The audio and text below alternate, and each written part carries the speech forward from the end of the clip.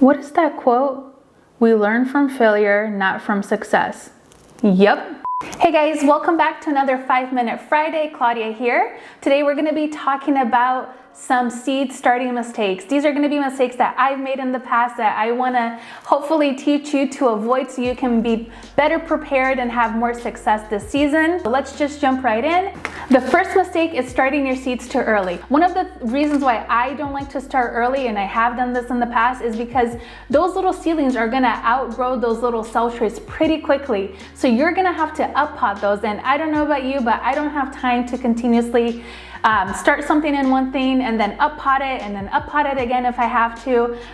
So I try to avoid that. And also when you're up potting, you can always cause damage and shock to those seedlings.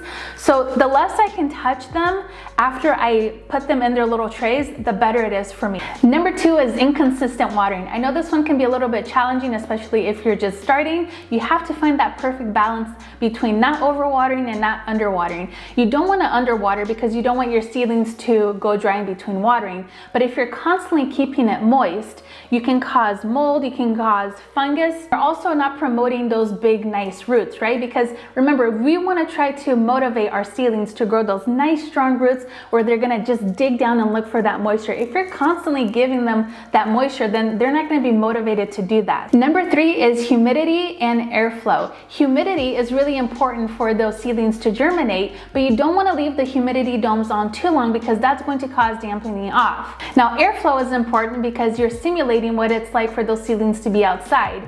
Airflow also ensures that you're not going to have a lot of algae growth. It kind of helps those seedlings build nice, strong stems. So if you notice, some seedlings that don't have very good airflow, they're kind of like noodly, where the ones that do get a little bit of airflow, they're kind of like stockier and strong and just ready to go. Number 4 is lighting. You want to make sure that your seedlings are going to have a great light source. I like to use the 4 feet long T8 lights. They're fluorescent lights that you can find at any big box store. I took Florette's class last year, and that's one of the questions I had asked were these lights okay? And she says they were more than enough. They were perfect for this type of thing.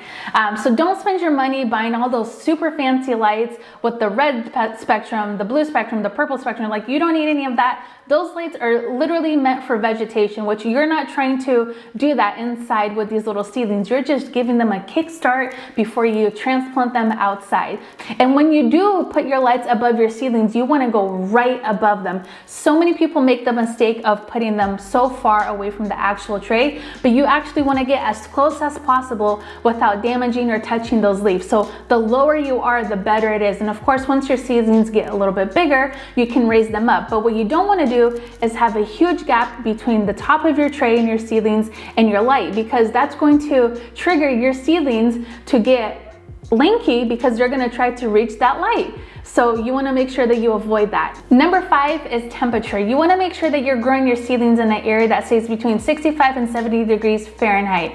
If you have a space that doesn't get that warm, then you want to make sure that you're using heat mat. And most of the time, you only use a heat mat to get your seedlings to germinate. You don't have to keep them on there the entire time. And you want to make sure that the temperature stays consistent. You don't want it too cool and you don't want it too warm. If it's too warm, you're going to have a lot of evaporation.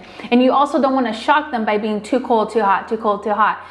Consistency is the key to keep these little guys happy and, again, setting them up for success. The last mistake that I see often is people avoid hardening off, which is the process of transitioning your seedlings from inside to the outside. This step is important because you want to make sure that they acclimate to that environment.